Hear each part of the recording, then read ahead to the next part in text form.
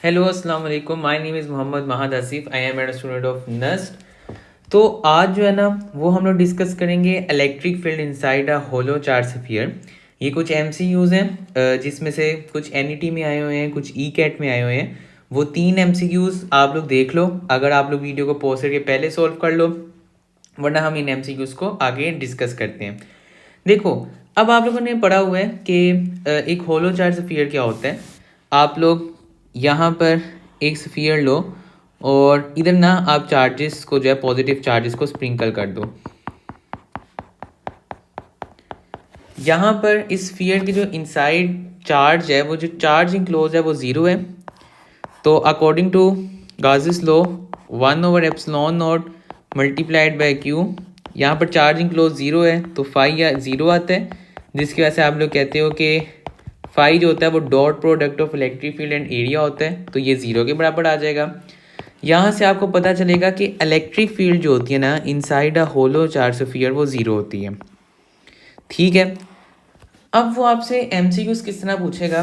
वो आपसे MCQs इस तरह पूछेगा कि फॉर एग्जांपल मैंने किसी भी वैल्यू का वोल्टेज जो है वो मैंने आउटसाइड जो है स्फीयर के वो अप्लाई कर दिया, तो बताओ स्फीयर के इनसाइड पर वोल्टेज कितना होगा। या वो MCQ पूछ सकते हैं चेंज इन पोटेंशियल जो होगा इनसाइड द स्फीयर वो कितना होगा। ठीक है, तो इन दो चीज़ों को हम लोग डिस्कस करेंगे।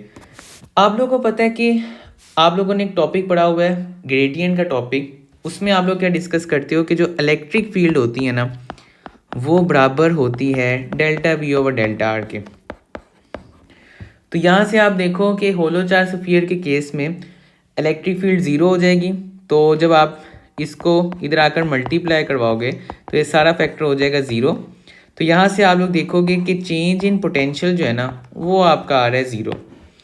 यहाँ से क्या समझ लगी कि अगर आप लोग का एक ऐसा स्फीयर होगा जो होलो चार्ज होगा, ठीक है ना, जो होलो होगा उसको आप लोगों ने ऊपर कोई ना कोई चार्ज दे दिया, ठीक है, तो उसके अंदर आपका जो पोटेंशियल चेंज होगा ना वो ज़ीरो होगा।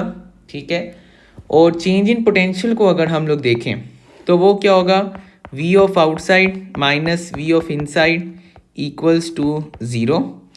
तो यहाँ से आप लोग देख सकते हो कि V of outside equals to V of inside. तो जितना पोटेंशियल आप लोगों का आउटसाइड होगा उतना ही पोटेंशियल आप लोगों का इनसाइड स्फीयर के होगा। तो ये 3 तरह के MCQs हुए। पहला कि होलो चार्ज स्फीयर के अंदर इलेक्ट्रिक फील्ड ज़ीरो। दूसरा MCQ, इसके अंदर चेंज इन पोटेंशियल ज़ीरो होता है। तीसरा MCQ आता है कि आप जितना आउटसाइड पर पोटेंशियल अप्लाई करोगे उतना ही इनसाइड पर होगा। तो इसमें से ये 3 MCQs आते होते हैं। ठीक है, ज़्यादातर जो होता है वो ये वाला MCQ देता होता है, जो मैंने लिखा भी हुआ है कि NET 2 में आया था 2023 और ECAT 1 में आया था 2024 में। इसको डिस्कस करते हैं। पहला MCQ, if 5 volt of potential is applied to the outside of hollow charge sphere then potential inside, जितना आउटसाइड पोटेंशियल उतना ही इनसाइड पोटेंशियल। तो इसका आंसर आ जाना था 5 volt. Next, if 5 volt of potential is applied to the outside of hollow charge sphere then change in potential, तो change in मैंने potential बताया, inside जो होता है वो ज़ीरो होता है। वो आपको इसी तरह इलेक्ट्रिक फील्ड भी पूछ सकते हैं, ठीक है ना। तो ये 2 तरह के क्वेश्चन आप लोगों को आगे लास्ट MCQ डिस्कस करते हैं। वो आपका MCQ क्या है, if positive test charge is placed inside a hollow charge sphere what force will it experience. तो आपको पता होना चाहिए कि इलेक्ट्रिक फील्ड ज़ीरो है, तो अगर आप कोई भी पॉजिटिव चेस्ट चार्ज को होलो चार्ज स्फीयर के अंदर रख दोगे तो उसके ऊपर कोई भी फोर्स एग्जिस्ट नहीं करेगी। ठीक है, तो ये था जी आप लोग का आज का टॉपिक। होप सो आप लोग को ये चीज़ें जो हैं ये थोड़ी सी शॉर्ट ट्रिक वगैरह ये समझ लगी होंगी। ठीक है, और अगर आप लोग को वीडियो अच्छी लगती है तो लाइक करो, शेयर करो, और मेरी तरफ से लाभ।